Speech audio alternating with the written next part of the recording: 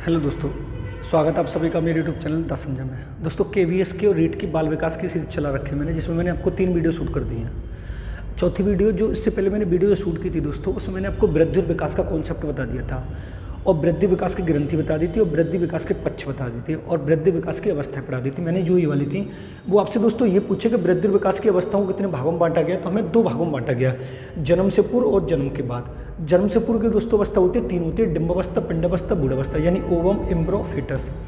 उसके बाद जन्म के बाद की हम 2 तरीके से पढ़ेंगे दोस्तों, एक रॉस के अनुसार, और रॉस के अनुसार पूछे दोस्तों तो कितनी अवस्थाएं बताइए? 4, शैशवावस्था, पूर्व बाल्यावस्था, उत्तर बाल्यावस्था, किशोरावस्था। अगर ये पूछे शैक्षिक मनोविज्ञान की दृष्टि से कितनी अवस्थाएं, तो हमें 3 अवस्थाएं बतानी है, शैशवावस्था, बाल्यावस्था, किशोरावस्था। अगर वो रॉस के अनुसार पूछे शैशवावस्था का समय कितना है, तो हमें 0 से 2 वर्ष बताना है। अगर वैसे पूछे तो शैशवावस्था का समय कितना है, 0 से 5 वर्ष।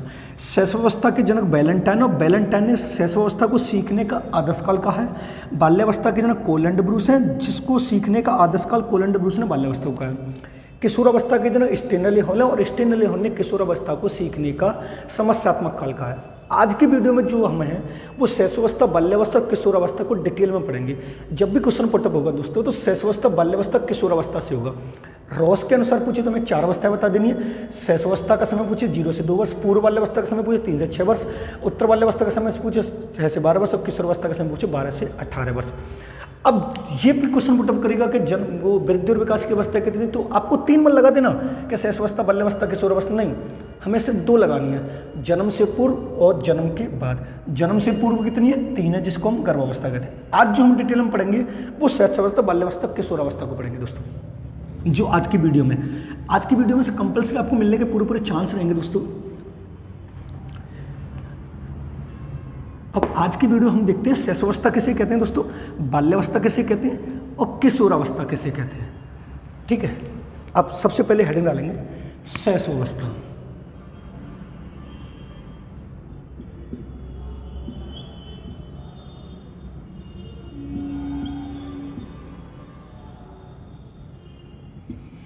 ठीक है, अगर दोस्तों वो सबसे पहले बात करेगा शैशवावस्था के समय की, तो हमें समय बता देना 0 से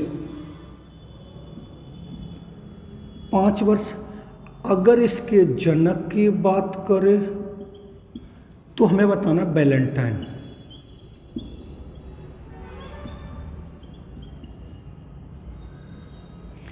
और इस अवस्था को सीखने का आदर्श काल भी कहते हैं, यानी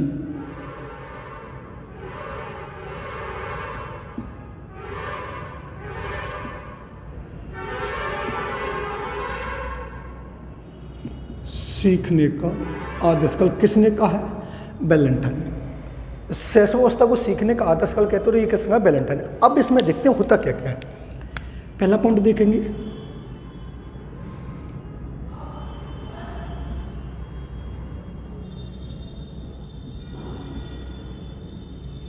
इस अवस्था में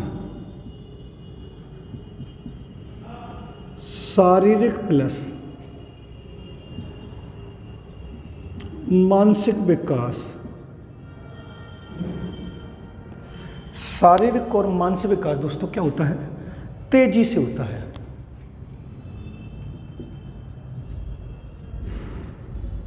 कैसे होगा? तेजी से होगा। दूसरी अवस्था देखिए दोस्तों,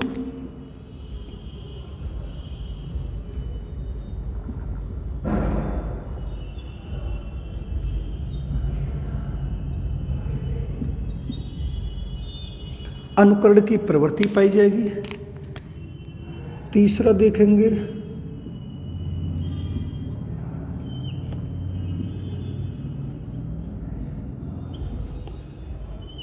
दूसरों पर निर्भर रहेगा। उसके बाद जस्ट आएगा भाषा प्लस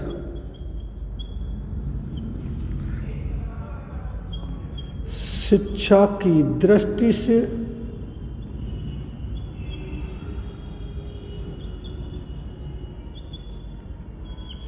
महत्वपूर्ण अवस्था होगी। फिर उसके बाद आएगा सबसे पहला संवेग,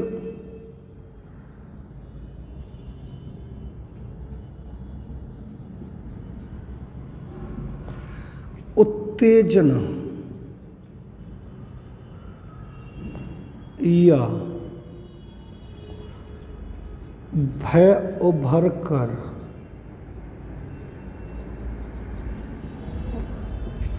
आता है। उसके बाद आएगा दोस्तों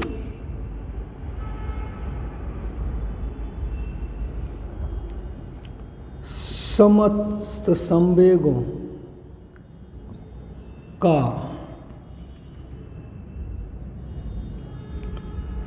विकास शैशवावस्था में होता है।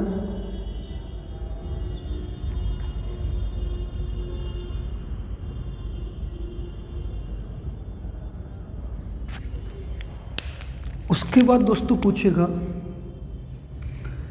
समस्त संवेग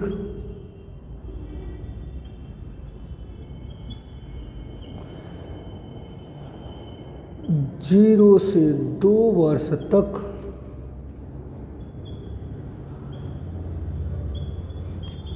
आ जाते हैं।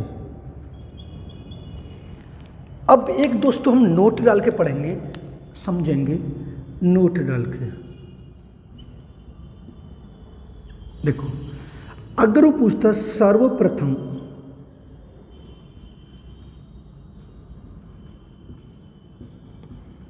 संवेग का पता अमेरिका की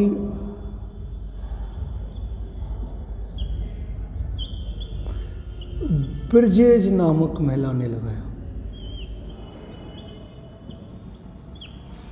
ब्रिजेज नामक महिला ने लगाया।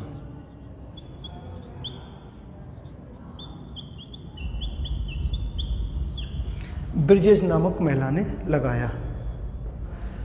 अब समझेंगे दोस्तों, ये पूरे शैशवावस्था लिखी है मैंने। इधर हम बाल्यावस्था पढ़ लेते हैं, फिर दोनों को डिफाइन करते हैं। अब इधर हम पढ़ते हैं बाल्यावस्था,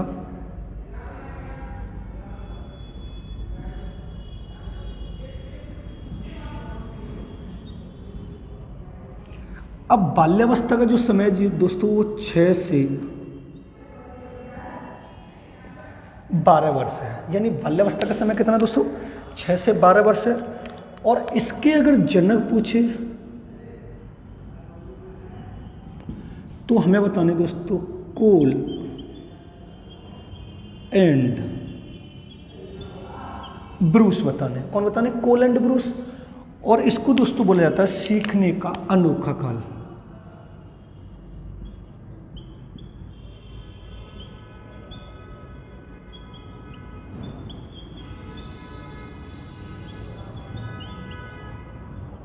इसको कौन सा काल बोलते हैं? सीखने का अनोखा काल। अब इस वाले में देखेंगे, पहला पॉइंट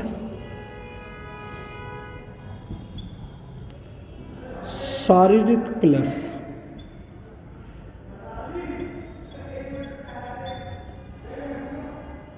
मानसिक विकास में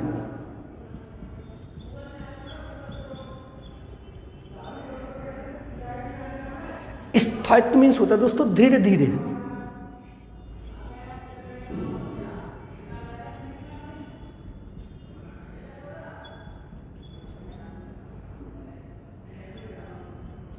धीरे धीरे होता है। दूसरा पॉइंट देखेंगे, इसमें कौन सी भावना पाई जाती है? सामूहिकता की भावना।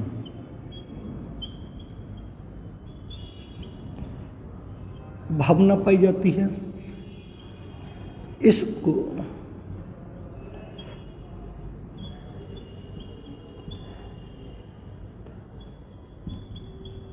इस अवस्था को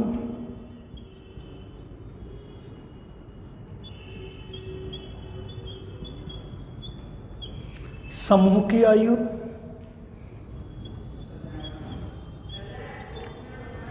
कौमा स्कूली आयु,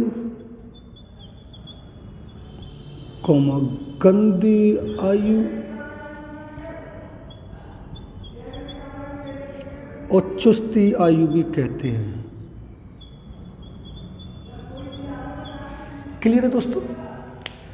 उसके बाद दोस्तों आएगा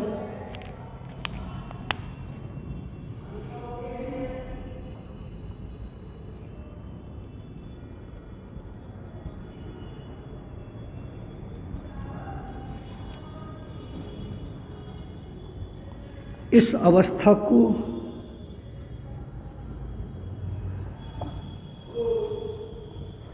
गैंग एज भी कहते हैं दोस्तों।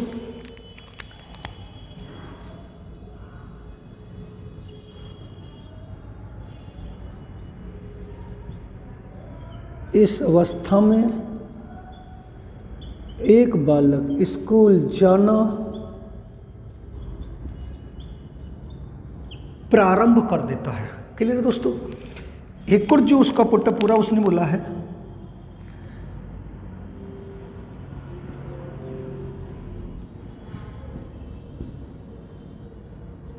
इस अवस्था में एक बालक को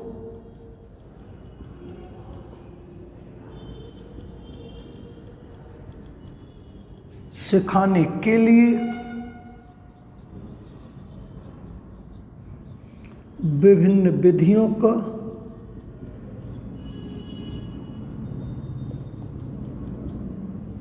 प्रयोग किया जाता है। एक और पूछेंगे, देखेंगे दोस्तों।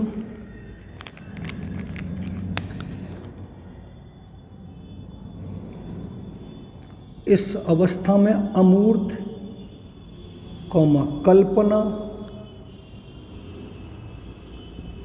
चिंतन का विकास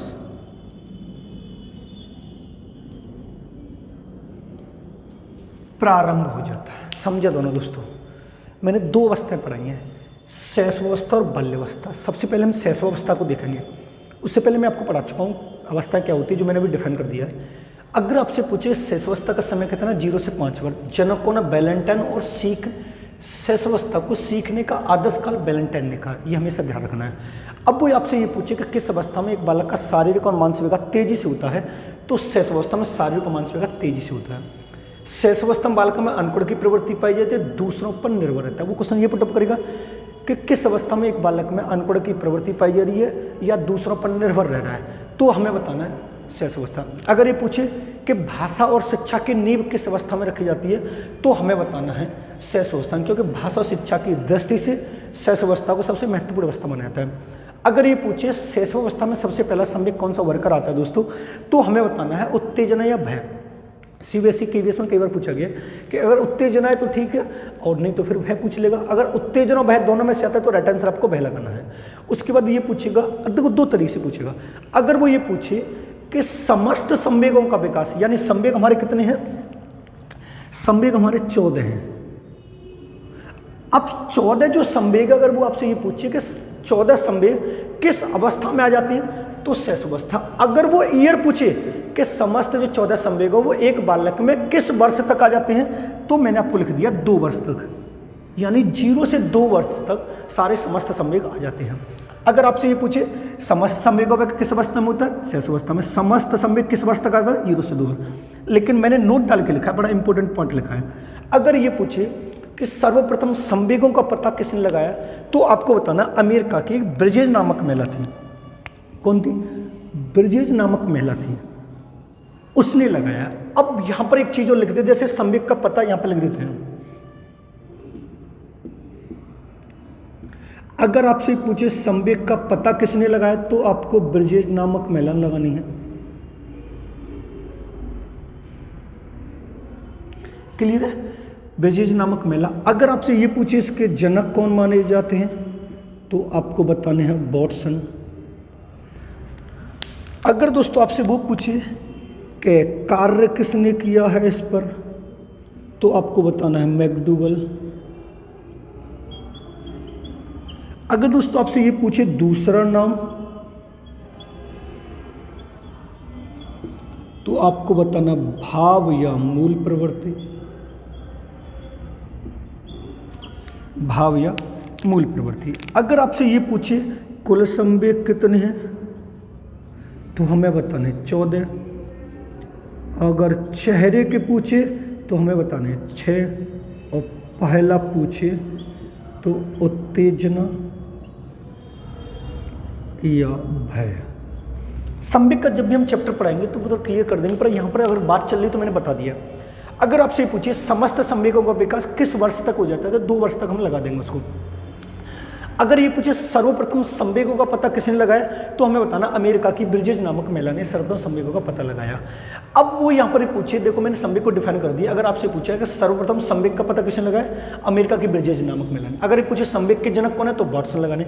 अगर आपसे ये पूछे संवेग पर कार्य किसने किया, तो मैकडॉवेल ने लगाने। अगर आपसे ये पूछे संवेग का दूसरा नाम क्या होता है, तो भाव या मूल प्रवृत्ति होती है। अगर आपसे पूछे कुल संवेग कितने, 14, चेहरे पर कितने होते हैं, 6, और संवेग पहला कौन सा आता है, उत्तेजना या भय आता है। ये हमारा किस में होता है, ये हमारी शेष अवस्था होती है। अब आते हैं हम बाल्यावस्था पे। अब बाल्यावस्था का समय कितना, 6 से 12 वर्ष है। अगर आपसे पूछे बाल्यावस्था के जनक कौन है, तो कोल एंड ब्रूस हमें लगाने हैं। अगर आप देखो, अब शैशवावस्था में क्या हो रहा था कि बालक का शारीरिक और मानसिक विकास तेजी से हो रहा था। अब बाल्यावस्था में क्या हो रहा है, शारीरिक और मानसिक विकास में स्थायित्व में धीरे धीरे होने लगता है, थोड़ा बहुत रुक रुक के चलता है, ऐसा नहीं तेजी से चलता है, रुक रुक के चलता है। अगर आपसे ये पूछे सामूहिकता की भावना किस अवस्था में पाई जाती है, तो बाल्यावस्था में। अगर आपसे पूछे समूह की आयु, स्कूली आयु, गंदी आयु, चुस्ती आयु, गैंगेज के नाम से किस अवस्था को जाना है, वो बाल्यावस्था को जाना है। अगर आपसे ये पूछे किस अवस्था में एक बालक स्कूल जाना प्रारंभ कर देता है, तो हमें बताना है बाल्यावस्था। यानी स्कूल जाना प्रारंभ किस अवस्था में करेगा, बाल्यावस्था में करेगा। अब यहाँ पर सबसे बड़ी बात ये होती है, एक तो ये वाला वेरी वेरी इंपॉर्टेंट पार्ट और एक ये वाला इंपॉर्टेंट पार्ट है। अगर आपसे ये पूछे कि किस अवस्था में एक बालक को सिखाने के लिए विभिन्न विधियों का प्रयोग किया जाता है, तो हमें बाल्यावस्था लगाने। लेकिन अगर वो ये पूछे किस अवस्था में एक बालक में अमूर्त कल्पना, परिकल्पना और चिंतन का प्रारंभ, बात तो यहाँ पर ये हो रही है। अगर अमूर्त चिंतन का विकास प्रारंभ की बात करें तो बाल्यावस्था लगानी है, अगर पूर्ण की बात करें तो किशोरावस्था लगाएंगे। अगर ये पूछे बाल्यावस्था को कौन सा काल कहते हैं, अनोखा काल, किसने कहा है, कोल एंड ब्रूस ने। सामूहिकता की भावना किसमें पाई जाती है, बाल्यावस्था में। गैंगेज किसको कहते हैं, बाल्यावस्था में। इधर से पूछे अनपढ़ की प्रवृत्ति दूसरों पर निर्भर किसमें रहता है, तो बाल्यावस्था में। शिक्षा और भाषा की दृष्टि सर्वोत्तम अवस्था कौन सी है, तो शैशवावस्था लगानी है। क्लियर है दोस्तों। अब ये दोनों अवस्था, अब चलते हैं नेक्स्ट किशोरावस्था में। आप इसको नोट कर लीजिए, इसको नोट कर लीजिए, फिर आगे चलते हैं।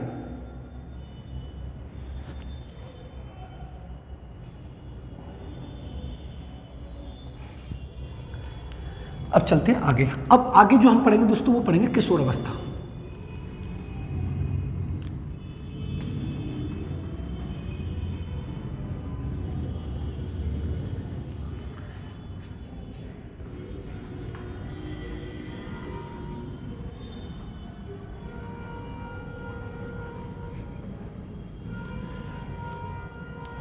अब दोस्तों आती है किशोरावस्था।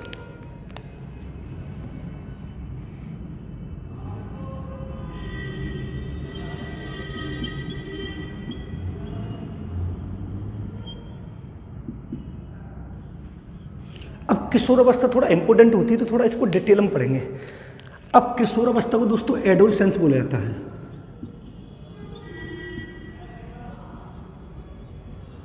और इसकी उत्पत्ति लैटिन भाषा के एडोलेसियर से हुई है दोस्तों।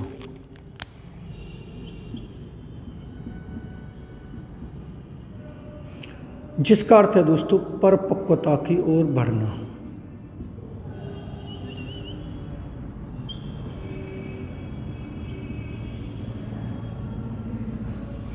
परिपक्वता की ओर बढ़ना। अगर हम दोस्तों इधर बात करें तो कुछ पाश्चात्य मनोवैज्ञानिक थे दोस्तों। पाश्चात्य मनोविज्ञान का शाब्दिक अर्थ होता है दोस्तों विदेशी जो मनोवैज्ञानिक थे, इन्होंने इस अवस्था को टीनेज का नाम दिया है, और जिसका अर्थ बताया समस्याओं से घिरा काल।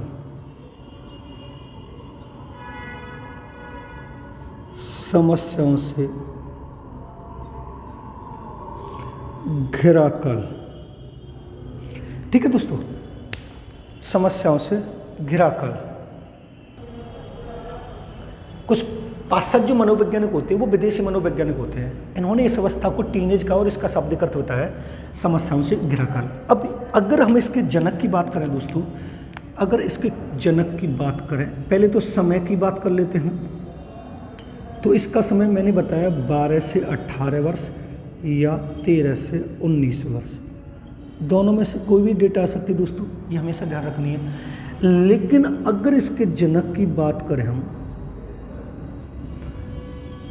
तो इसके जनक है स्टेनले हॉल।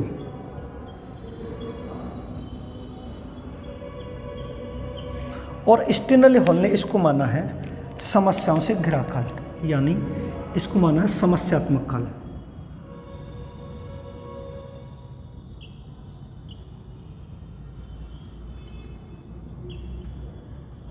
क्या माना है? समस्यात्मक काल। देखो, अगर वो पूछता है कि किशोर अवस्था को इंग्लिश में क्या बोलते हैं? एडोलसेंस बोलते हैं, जिसकी उत्पत्ति किस भाषा से हुई? लैटिन भाषा के एडोलेसियस हुई है, जिसका शब्द अर्थ क्या है? परिपक्वता की उभरना। यानी जब एक बालक मैच्योरिटी में जाता है तो हम उसको किशोर अवस्था कह देते हैं। कुछ पाश्चात्य मनोविज्ञानी जैसे अरस्तु, प्लेटो, डेकार्टे, स्टेनले हॉल, वुडवर्थ, इन्होंने इस किशोर अवस्था को टीनेज का नाम दिया और टीनेज का शब्द अर्थ बताया उन्होंने समस्याओं से घिरा काल। देखो, अगर वो ये पूछे किशोर अवस्था का समय कितना है, तो कुछ लोगों ने माना 12 से 18, यानी कुछ जो मनोवैज्ञानिक थे उन्होंने माना इसको किशोर अवस्था का समय 12 से 18 वर्ष, लेकिन ज़्यादातर मनोवैज्ञानिकों ने इसको नाम दिया है 13 से 19। अब बात यहाँ पर आती है कि जनकों ने स्टेनली हॉल कौन सा काल का? समस्यात्मक काल। लेकिन टीन एज नाम देने का मेन उद्देश्य क्या था? तो इसका नाम देने का मेन उद्देश्य ये था कि जो 13 यानी जो 13 to 19 इनके पीछे जो टीन आ रहा है, अगर हम 13 लिखेंगे तो 13, 19 जो टीन पीछे आ रहा है, इस वजह से इसको कुछ मनोवैज्ञानिक टीनेज का जैसे समस्याओं से घिरा काल का है। लेकिन एक बात तो ध्यान रखनी है, किशोर अवस्था की परिभाषा बहुत इंपॉर्टेंट है। हमें ये ध्यान में रखना है कि किशोर अवस्था की परिभाषा बहुत इंपॉर्टेंट है और एक आने के पूरे पूरे चांस रहते हैं।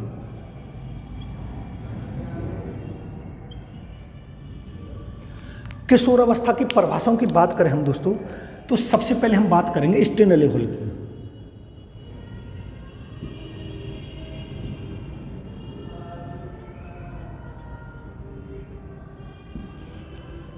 अब स्टेनली हॉल कौन सी है? देखो इन्होंने कहा है किशोरावस्था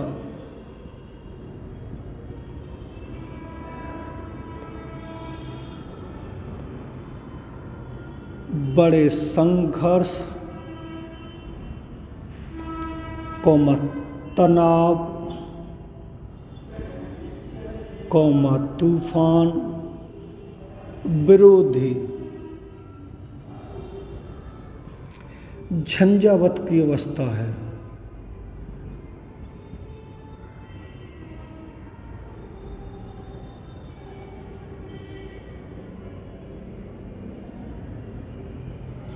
किसकी अवस्था है? झंझावत की अवस्था है। दूसरी की बात करेंगे दोस्तों हम जरसील्ड की।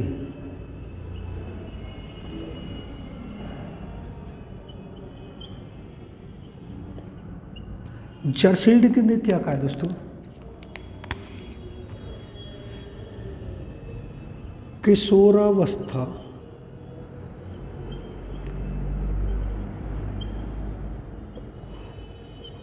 वह समय है जिसमें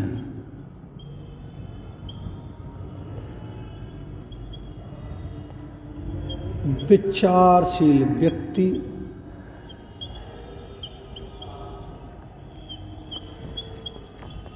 बाल्यावस्था से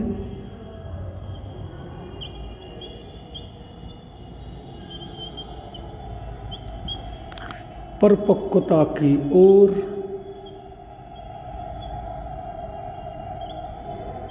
संक्रमण करता है।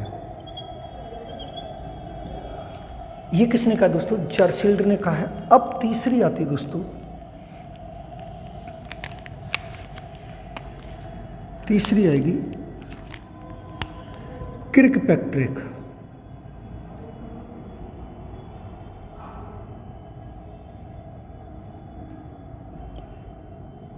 किर्कपैट्रिक ने क्या कहा है दोस्तों? इस बात में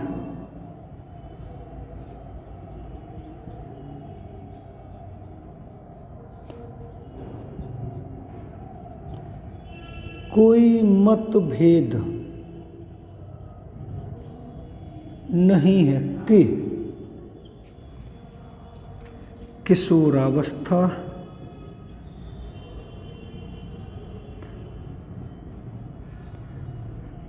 जीवन का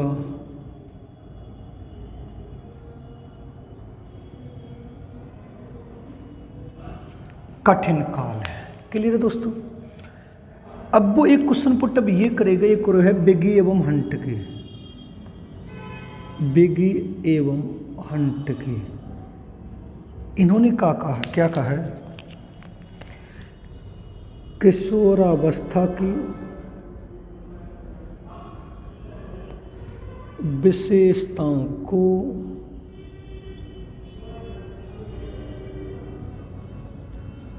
सर्वोत्तम रूप से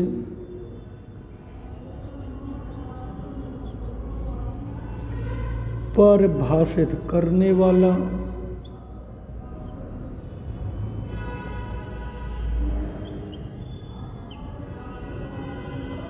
एक शब्द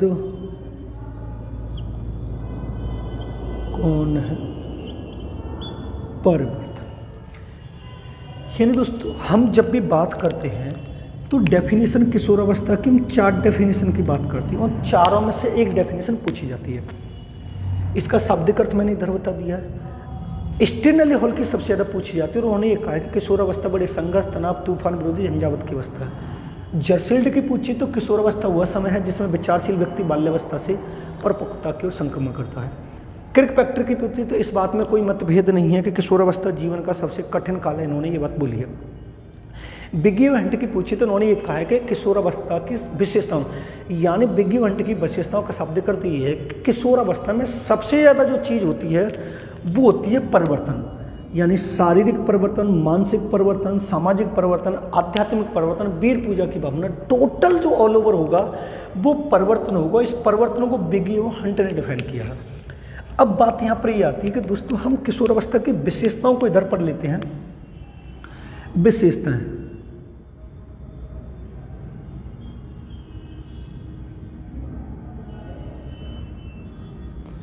यानी किशोरावस्था की विशेषताओं को हम यहीं पढ़ लेते हैं। समझना होता क्या है, सबसे पहले हम पढ़ेंगे। इन्होंने कहा है शारीरिक प्लस मानसिक विकास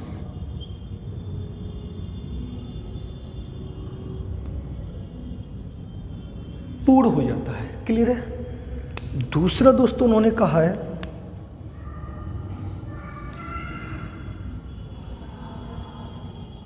अमूर्त चिंतन का विकास पूर्ण हो जाता है। तीसरा कहा है वीर पूजा की भावना प्रबल।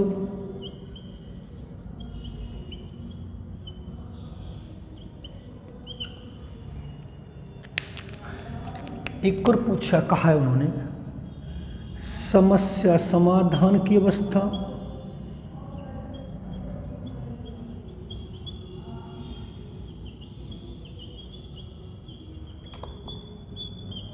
समस्या समाधान की अवस्था। एक उन्होंने कहा है आध्यात्मिक भावना का पूर्ण होना। आध्यात्मिक भावना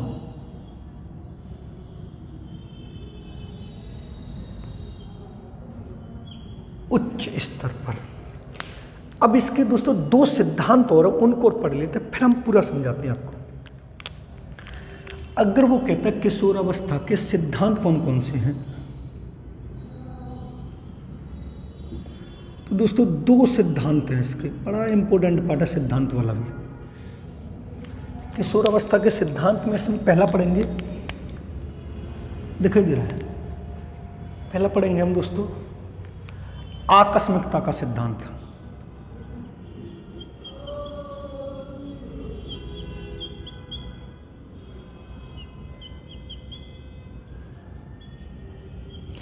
और इसके जनक हैं दोस्तों स्टेनले हॉल।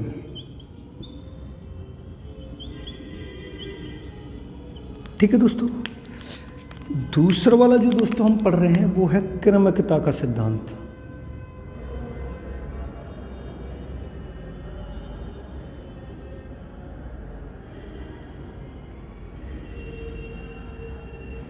और इसके जनक है थॉर्नडाइक और हॉलिंगवर्थ।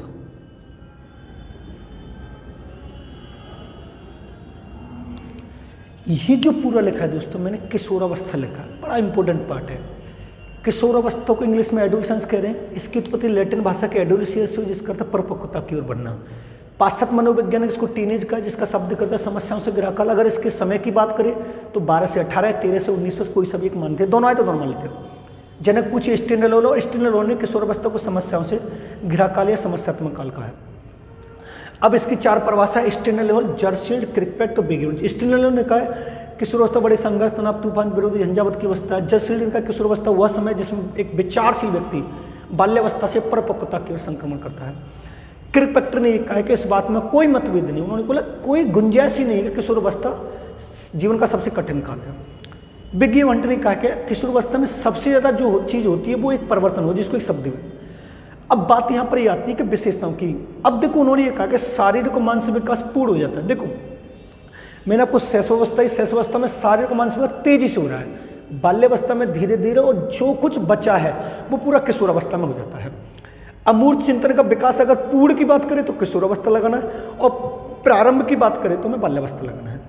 अब वीर पूजा क्या होती है? वीर पूजा जो काम वासना वाली बात, जो अट्रैक्टिव लड़कों का लड़कियों की तरफ, लड़कियों का लड़कों की तरफ जो अट्रैक्टिव होता है ज़्यादातर वो किशोरावस्था में होता है, जो वीर पूजा की भावना प्रबल रहती है।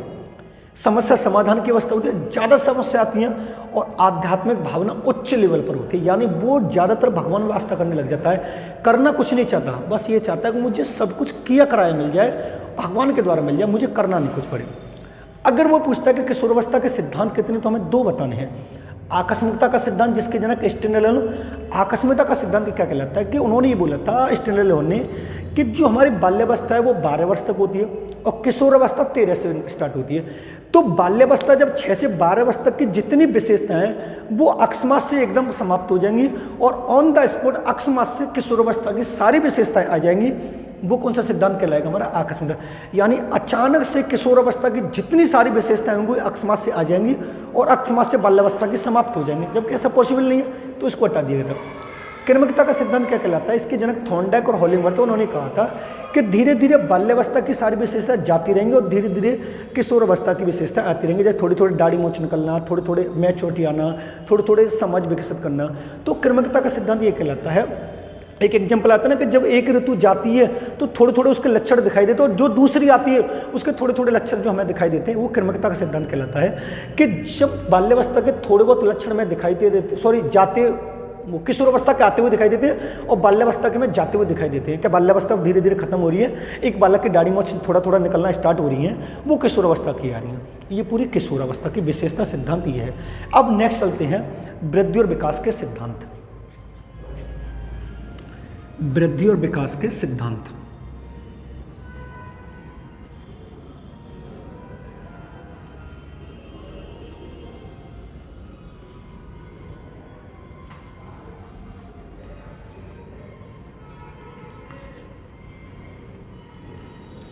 अब देखो वृद्धि और विकास के सिद्धांत कौन कौन से होते हैं वो समझने हैं।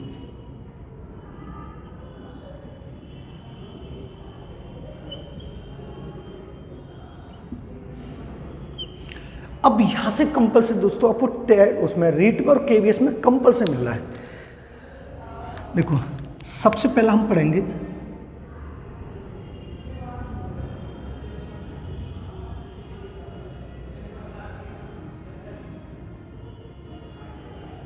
निरंतरता का सिद्धांत।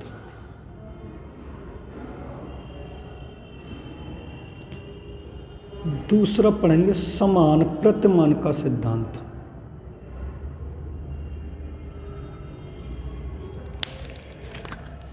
तीसरा पढ़ेंगे दोस्तों परस्पर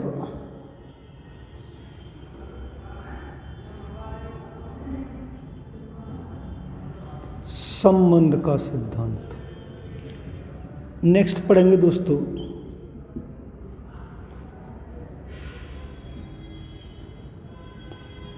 अंतः संबंध का सिद्धांत।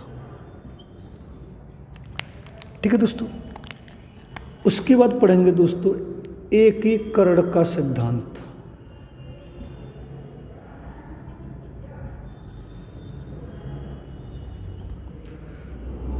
उसके बाद पढ़ेंगे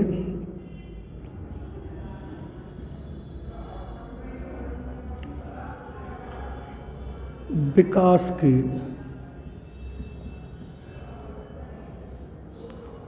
भविष्यवाणी का सिद्धांत।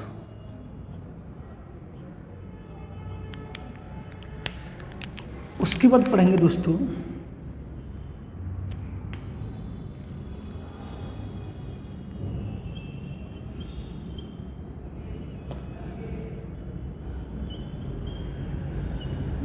व्यक्तिगत भिन्नता का सिद्धांत।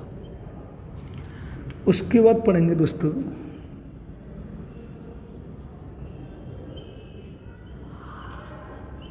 विकास,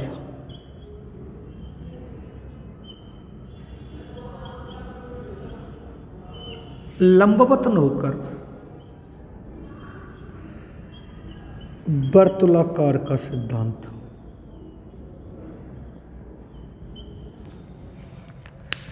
उसके बाद पढ़ेंगे दोस्तों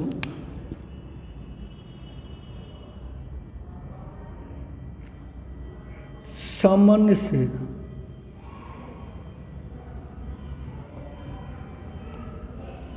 विशिष्ट का सिद्धांत। उसके बाद पढ़ेंगे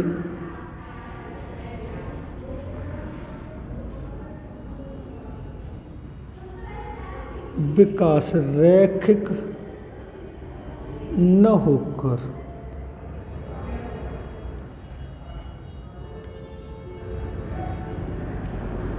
वर्तुलाकार का सिद्धांत।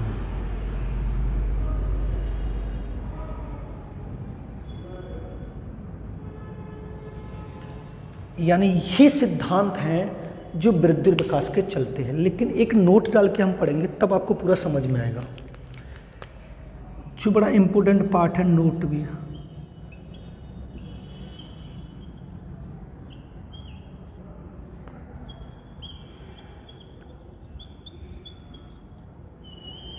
वृद्धि और विकास के सिद्धांत में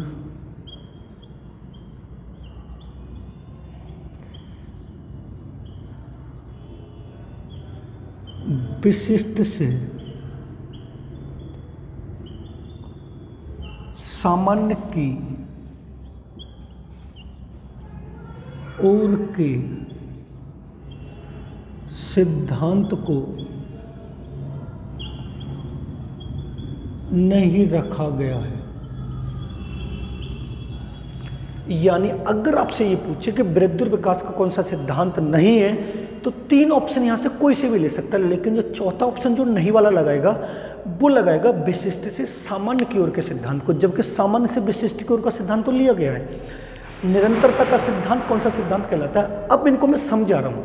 निरंतरता का सिद्धांत ये कहलाता है कि विकास है जो जीवन पर्यंत चलता रहता है। यानी अगर उसने पूछा कि विकास कभी न एक समाप्त होने वाली प्रक्रिया है, वो कौन सा सिद्धांत कहलाता है? निरंतरता का। यानी जो गर्भावस्था से लेकर के जीवन पर्यंत तो चलता रहता है, वो हमेशा निरंतरता का सिद्धांत कहलाता है। समान प्रतिमान का सिद्धांत क्या कहलाता है? कि ये समान प्रतिमान का सिद्धांत ये कहलाता है, देखो समझिए, एक होता है प्राणी और एक होता है मनुष्य। यानी प्राणी की एक जाति कौन सी है? मनुष्य है। अब मनुष्य जाति में जो विकास है वो अपनी गति से होगा और अन्य जो प्राणी हैं उनमें वृद्धि और विकास अपनी गति से होगा। इससे पहली वाली वीडियो में आपको बता चुका हूँ कि मनुष्य जाति में जो विकास है वो सिर से पैर की और समीपस्थ दूरस्थ होता है। यानी सिर पदाभिमुख जो विकास होता है, यानी प्राणी में तो वो हरे जीव जंतु सारे पाए जाते हैं जिनमें प्राण या जीव पाया जाता है, लेकिन उनकी एक मनुष्य जाति ऐसी जिसमें वृद्धि और विकास सिर से पैर की ओर और समीपस्थ दूरस्थ होता है। वो कौन सा सिद्धांत कहलाता है? समान प्रतिमान का सिद्धांत कहलाता है। अब उसके बाद परस्पर संबंध और अंतर संबंध का सिद्धांत दोस्तों एक ही होता है। इसमें क्या होता है कि जो व्यक्ति के चारों पक्ष हैं, जो इससे पहले वाली वीडियो में पढ़ा चुका हूं, आप देख सकते हैं जाके, व्यक्ति के जो चारों पक्ष हैं यानी शारीरिक, मानसिक, सामाजिक और संवेगात्मक, वो एक दूसरे से जुड़े हुए होते हैं। अगर किसी एक पक्ष में होने वाला परिवर्तन अन्य 3 को प्रभावित कर रहा है, कौन सा सिद्धांत कहलाता है? परस्पर संबंध या अंतर संबंध को। यानी व्यक्ति के किसी एक पक्ष में होने वाला परिवर्तन अन्य 3 को प्रभावित करेगा।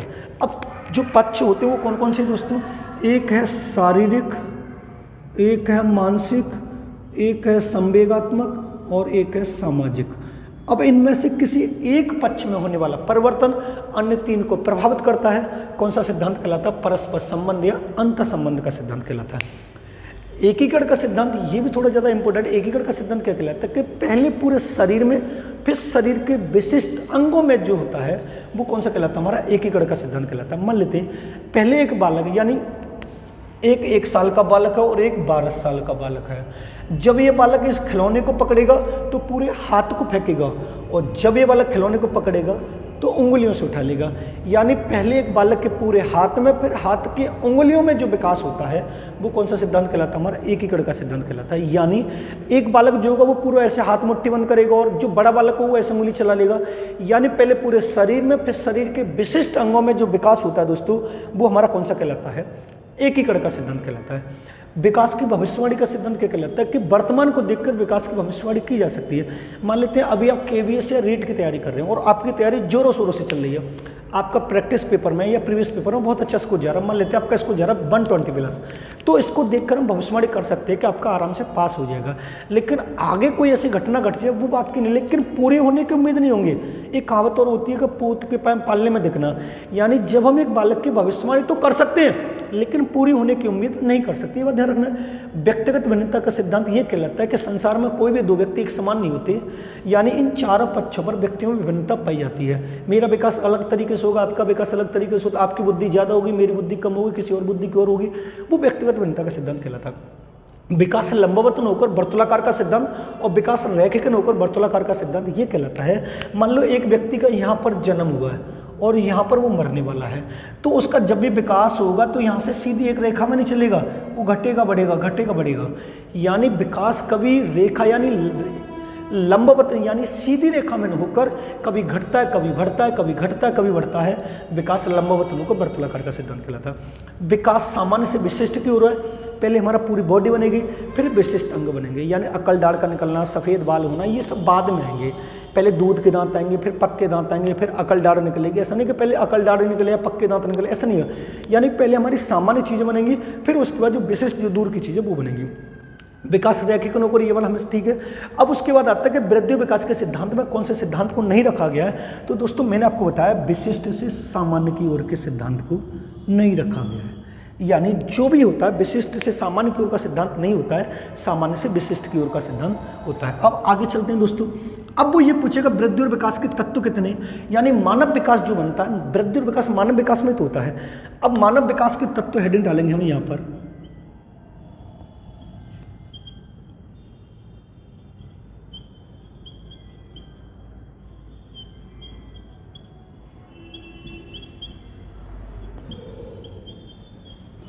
मानव विकास के तत्व दोस्तों दो हैं। अब दो तत्व कौन कौन से दोस्तों, तो इसका थोड़ा डायग्राम बना लेते हैं। मान लेते हैं यहाँ पर है मानव,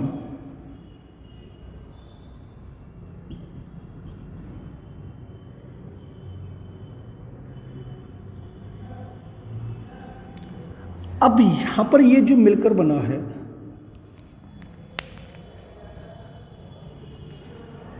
ऐसे नहीं, सुनो,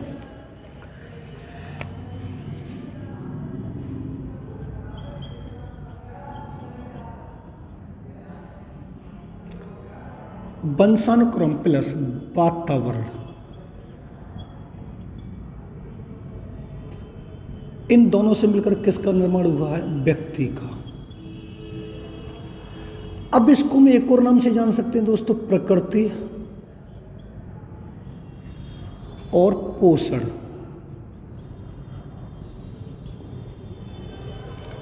एक और हो सकता है दोस्तों जन्मजात, और एक हो सकता अर्जित। यानी ये दोनों सेम हैं। इन दोनों से मिलकर किसकी उत्पत्ति हुई है, व्यक्ति की हुई है। यानी अगर वो आपसे ये पूछता है कि मानव विकास यानी वृद्धि और विकास कितने तत्वों से मिलकर बना है, तो वंशानुक्रम वातावरण दो तत्वों से मिलकर बना है। अब वंशानुक्रम को हम प्रकृति भी बोल सकते हैं और जन्मजात भी बोल सकते हैं, और वातावरण को पोषण और अर्जित बोल सकते हैं। यानी मानव विकास की उत्पत्ति का मेन जो कारण है, यानी मानव विकास की वृद्धि और विकास का जो मेन कारण है वो दो है, वंशानुक्रम और वातावरण। अब एक और पूछेगा दोस्तों वृद्धि और विकास को प्रभावित करने वाले कारक।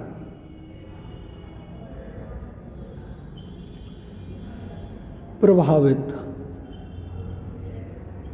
करने वाले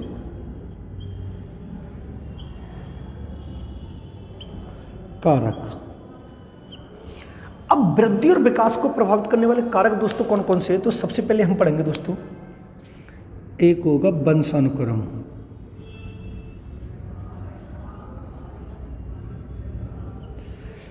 दूसरा होगा दोस्तों वातावरण,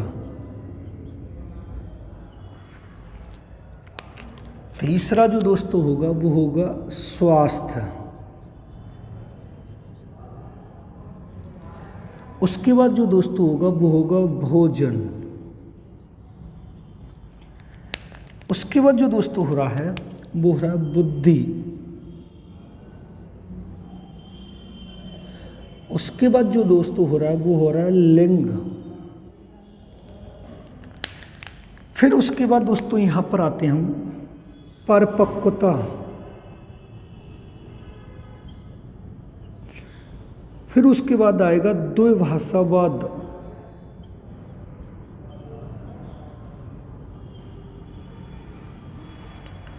और फिर उसके बाद दोस्तों आएगा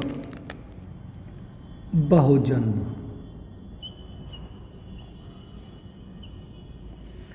यानी वृद्धि और विकास को प्रभावित करने वाले कारक ये हैं। वंशानुक्रम क्या होता है कि मान लेते हैं माता का स्वास्थ्य अगर कमजोर है तो बच्चे का स्वास्थ्य भी कमजोर होगा। यानी माता का अगर वेट कम है तो जब प्रेगनेंसी के टाइम पे बच्चे को अच्छा भोजन या माता को अच्छा भोजन नहीं मिलेगा तो उसका वृद्धि विकास तो धीरे से होगा। कभी कभी ऐसा होता है कि माता का स्वास्थ्य बहुत कमजोर है या वेट कम है और माता हाई डोज की दवा खा लेती तो उसका प्रभाव बच्चे पर पड़ता है। तो कभी कभी तो बच्चा पागल पैदा होता है या मंदबुद्धि का पैदा होता है। वातावरण जैसा उसे माहौल मिलेगा, गंदा वाला माहौल मिलेगा तो गंदे जैसे होगा, अच्छा वाला मिलेगा तो अच्छा वाला मिलेगा, पढ़ाई का नहीं मिलेगा तो बिल्कुल नहीं पढ़ पाएगा। उसके बाद स्वास्थ्य, जब हमारा शारीरिक स्वास्थ्य ठीक नहीं तो हमारा डेवलपमेंट कैसे होगा, हमारी वृद्धि कैसे होगी। उसके बाद भोजन, एक पौष्टिक आहार होता है, एक अनपौष्टिक आहार होता है। यानी एक व्यक्ति को सूखी रोटी मिले, एक व्यक्ति को बादाम छुआरे किसमिस ये वाली चीज़ मिल रही है तो वो ड्राई फ्रूट मिले तो वो उसके आधार पर उसका वृद्धि विकास होगा। बुद्धि, मंदबुद्धि बालक का वृद्धि बहुत तेजी से होता है, ग्रोथ बहुत हो जाता है लेकिन विकास बहुत कम होता है। लेकिन प्रतिभाशाली बालक का विकास बहुत तेजी से हो जाता है लेकिन ग्रोथ वो कम हो जाती है। कहते हैं कभी मंदबुद्धि बालक आपने कभी कमजोर नहीं देखेंगे, हष्टपुष्ट देखेंगे, लेकिन प्रतिभाशाली बालक जो होता है वो दुबला पतला देखा होगा आपने, बिल्कुल कमजोर सा होगा, सूखा एकदम, क्योंकि भाई उसे डिप्रेशन में जा रहा है, मुझे लक्ष्य प्राप्त करना है। लिंग दो प्रकार के होते हैं, मेल और फीमेल। आपने देखा होगा लड़कों में जो वृद्धि और विकास है लड़कियों की अपेक्षा कम होता है और लड़कियों में जो वृद्धि और विकास है वो लड़कों की अपेक्षा तेज होता है, जो मुझे बताएंगे। और जैसे परिपक्वता होता है, परिपक्वता मीन्स होता है जो मैच्योर होता है, जिसने अपनी स्वर तंत्रियों पर, जिसमें लिख दे रहा हूँ, जिसने अपनी स्वर तंत्रियों पर नियंत्रण कर लिया, स्वर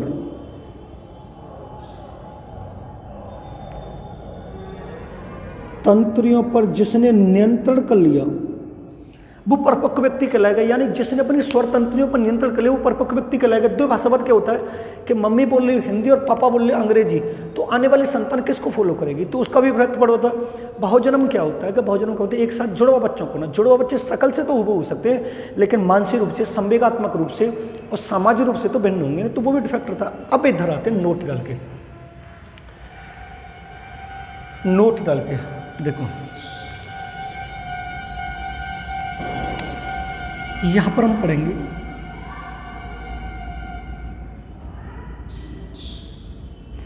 100% इम्पोर्टेंट समझना। जो मैं अभी आपको ये लिंग के बारे में बता रहा हूं, समझेंगे। उन्होंने कहा है पहला, 12 से 14 वर्ष में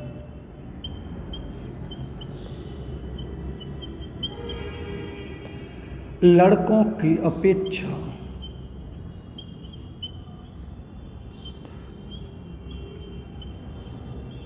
गर्ल्स यानी लड़कियों का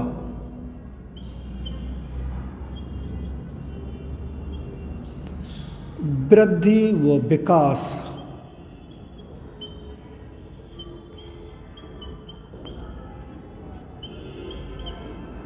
तेजी से होता है।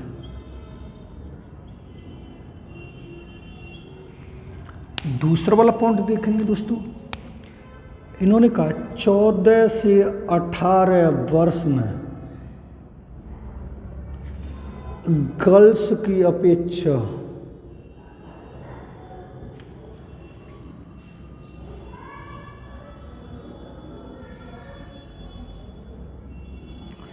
बॉयज का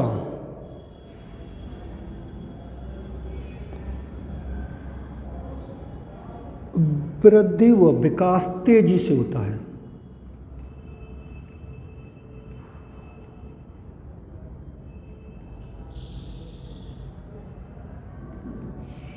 यानी जो लिंग होता है वो क्या होता है कि मान लेते हैं, देखो गर्ल्स होती है, एक बॉयज होती है, और गर्ल्स जो होगी वो 12 से 14 वर्ष यानी 12 से 15 के बीच में अपनी पूरी ग्रोथ पकड़ लेगी।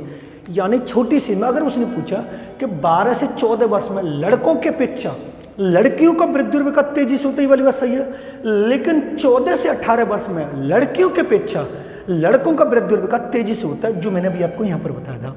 अगर ये पूछे कि 12 से 14 वर्ष में किसका वृद्धि विकास तेजी से होता है, लड़के या लड़कियों का, तो हमें बताना है लड़कियों का। अगर आपसे पूछे 14 से 18 वर्ष में किसका वृद्धि विकास तेजी से होता है, तो वो होता है लड़कों का। अगर आपसे प्रभावित करने वाले कारक पूछे तो मैंने वंशानुक्रम, वातावरण, स्वास्थ्य, भोजन, बुद्धि और लिंग। परिपक्वता क्या होता है, जिसने अपनी स्वर तंत्रियों पे कंठ, तालु, मूर्धा, दंत, ओष्ठ पर नियंत्रण कर लिया, वो परिपक्व व्यक्ति कहलाता है। यानी जब एक बालक किसी भाषा का प्रयोग करते समय सोच समझकर भाषा का प्रयोग करे तो परिपक्व व्यक्ति कहलाएगा। दो भाषावाद क्या होता है कि मम्मी पापा अलग अलग भाषा का प्रयोग, बहुजन्म जुड़वा बच्चे जो होते हैं। अब यहाँ पर जो मैंने लिखा है ये बड़ा इंपॉर्टेंट पार्ट लिखा है कि 12 से 14 वर्ष में किसकी अपेक्षा, लड़कों की अपेक्षा किसका वृद्धि विकास तेजी से होता है, तो लड़कियों का। 14 से 18 वर्ष में किसकी अपेक्षा, लड़कियों की अपेक्षा किसका वृद्धि विकास तेजी से होता है, लड़कों का वृद्धि विकास तेजी से होता है। ये मैंने इसको वृद्धि और विकास के सिद्धांत पढ़ा दिए जो वेरी वेरी इंपॉर्टेंट है। ये था दोस्तों वृद्धि और विकास, जिसको मैंने 2 वीडियो में शूट कर दिया। अगर दोस्तों वीडियो पसंद आए तो वीडियो को लाइक करो, कमेंट करो और चैनल को सब्सक्राइब जरूर कर लें, जिससे रीट और केवीएस मैं पूरी तरह कोशिश करूंगा कि आपको रीट का और केवीएस का जो सीडीपी वाला पार्ट है वो इससे बाहर न जाए।